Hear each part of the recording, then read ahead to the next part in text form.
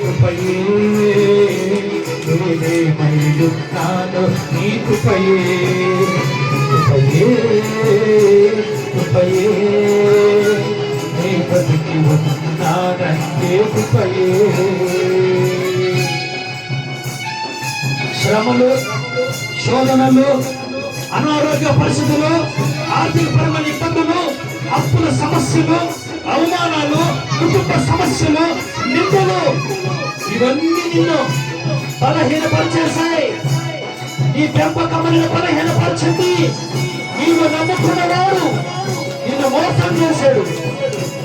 నీ తల్లి, నీ తండ్రి నిన్ను మోసం చేశాడు. నీ కుటుంబం పాడైపోయింది.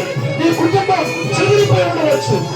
ప్రభుత్వాడు ఇదిగో మరణపు కోరలు, అపజయమైన కోరలు, ఓటమైన కోరలు నీ చుట్టూ చేరుకొని ఉంటాయి.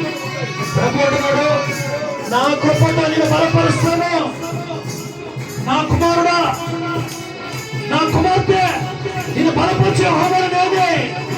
సమస్తలను నీకు నా బలాన్నిచ్చి పైకి లేవనెత్తవాడు నేనే.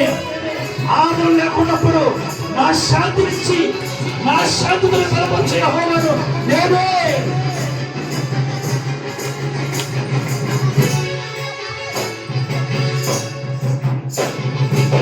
శ్రమలు, శోధనలు నన్నావరింపగా, అజ్ఞానము హీనమవ్వగా, మరణపు కోరలు నా చుట్టూ చేరగా, నీ కృపతో నన్ను బలపరచితివే.